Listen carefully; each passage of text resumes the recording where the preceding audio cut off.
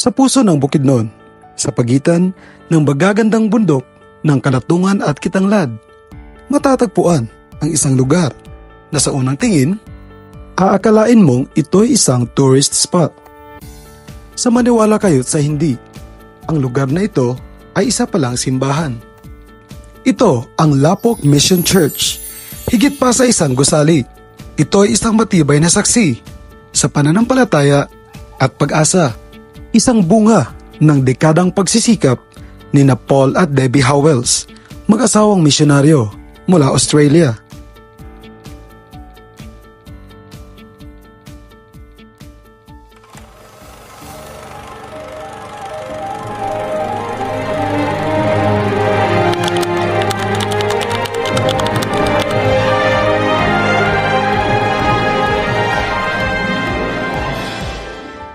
Naitayo ang Lapok Mission Church sa tulong ng iba pang mga Australian missionaries. Mahigit 20 taon na nakalipas, simula nang naitayo ito.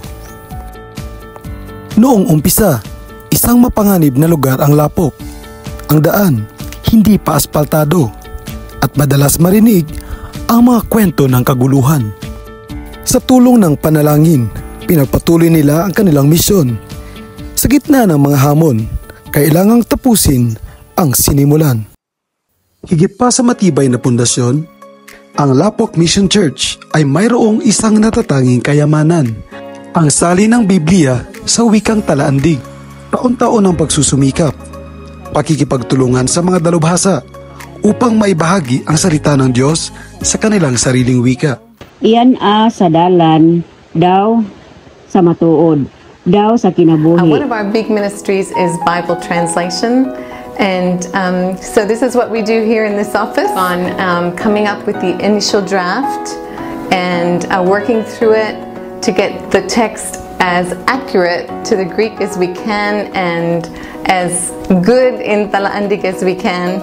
And then we send it off to the rest of our team and we work with them for about 8 hours every day. So you can't see our team here in this office, but we're working with them through Skype.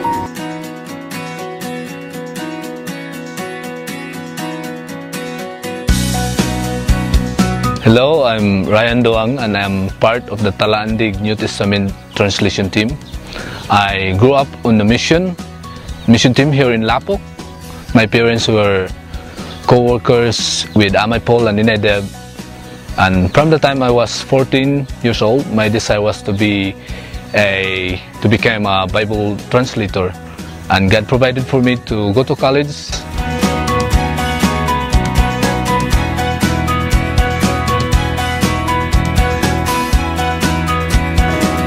Maayad. Sa inyo, kumusta ka daan? Mayad aywa. Doon dumahan na gamit taon. Daw pa lugar iman ikahitabuha ikuma doon hon nginsa. Sige. Yan kabaya day haig irison sa haha ikadarwa. Maraming taon ang ginugol ng mga dalubhasa sa pag-aaral ng bawat salita, bawat parirala. Kailangan nilang maunawaan ang konteksto, ang kultura, ang kasaysayan. Dahil sa kanilang dedikasyon at pagsisikap, nagbukas ang pinto ng salita ng Diyos sa libu-libong pamilya ng Talaandig. Well, that gives you a little bit of a look about how we do our translation. It starts here at the office. As Deb said at the beginning of the video, we produce what we call the rough draft here, or the first draft.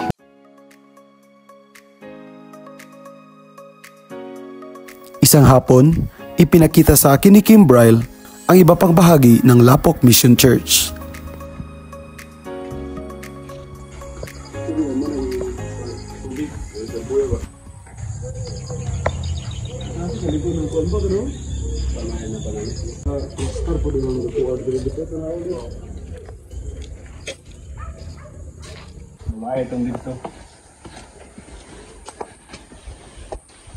Namangha ako sa istruktura ng simbahan ng Lapok Mission, sa pagkakaplano at pangangalaga nito. Ang bahaging ito naman ay dinisenyo para sa pagbibinyag.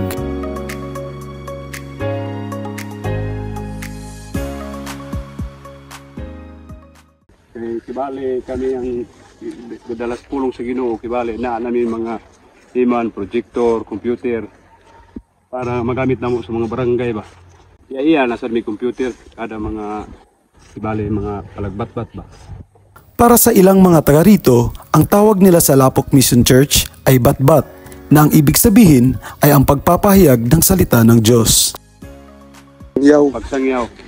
Kung dito ka sa kibali tumpagon, kauyonan, tosol ang ila, kaya gipaw man ang istorya ba.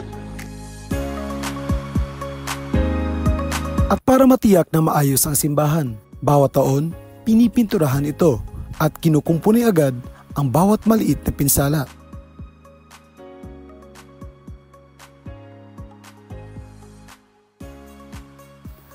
Sa sobrang ganda ng lugar na ito, aakalain mong ikaw ay parang nasa ibang bansa.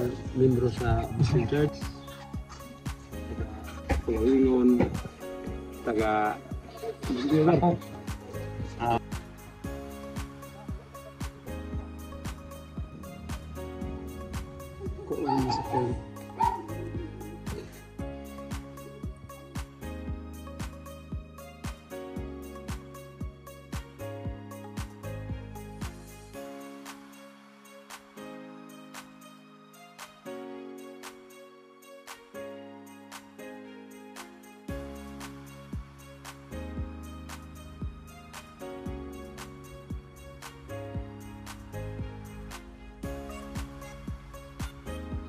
Pero may isa pang nakaagaw ng aking pansin. Sa likod ng Lapok Mission Church, may masiglang plantasyon ng kape. Ito'y tumatayong buhay na alay para suportahan ang misyon ng simbahan.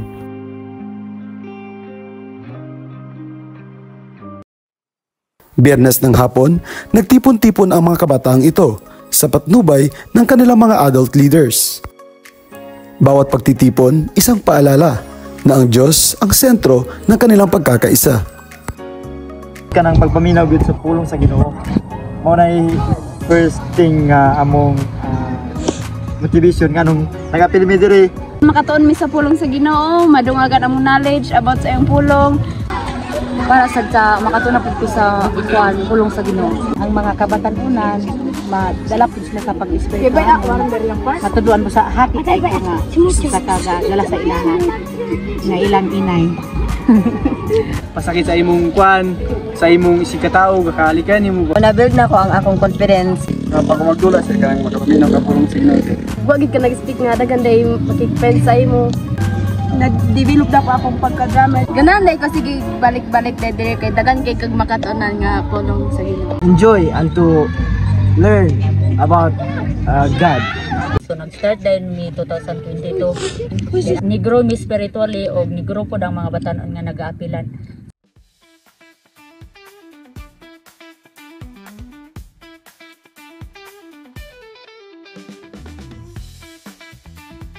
Hindi lang pala ito isang simbahan, ito rin ay isang sports facility. Ito ay may capacity na hanggang ilang libong katao. Soundproof ang mga pader at may kasama pang indoor basketball at badminton court sa loob. Parang isang sports city sa loob ng isang gusali. Sa pagsasama-sama sa pamamagitan ng sports, mas tumitibay ang kanilang samahan, mas lumalalim ang kanilang pagkakaisa. Isa itong magandang halimbawa kung paano maisasama ang saya at espiritualidad sa pang-araw-araw na buhay. At tuwing Biyernes, nag-iipon ng 20 pesos ang mga kabataang ito para sa kanilang mga pagkain.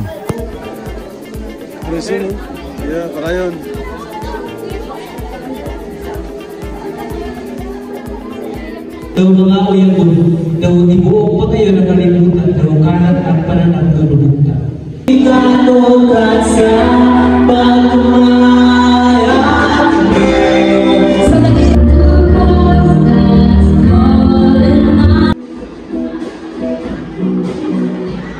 At sa natitirang bahagi ng gabi, patuloy ang kanilang pagsamba, pagbabahagi ng salita ng Diyos at iba pang makabuluhang gawain. Sa bawat sandali, nararamdaman nila ang presensya ng Diyos at ang pagmamahal ng kanilang kapwa.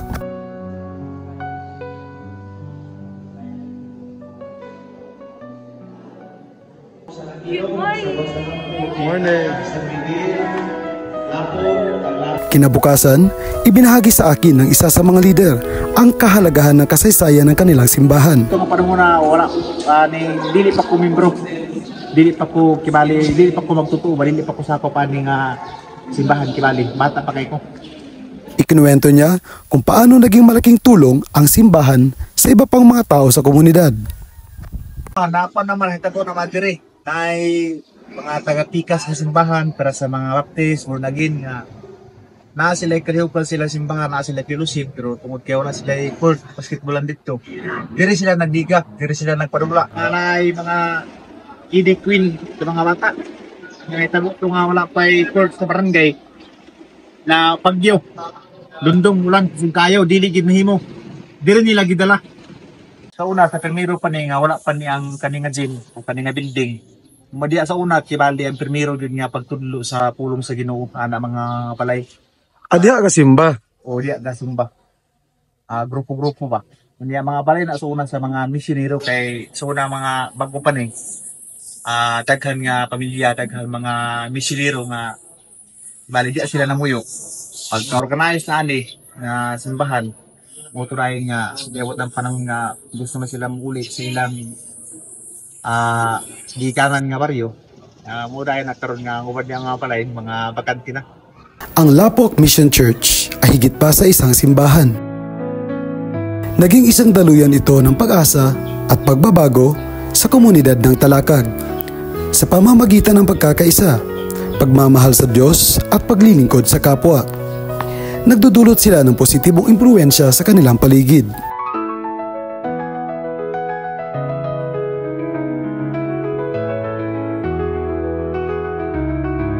Maraming salamat sa inyong pagtangkilik sa kwento ng Lapok Mission Church.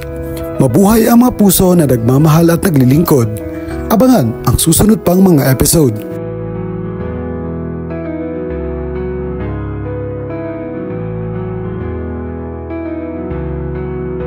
Ito po si Ken na inyong lingkod. At ito ang Ken Stories.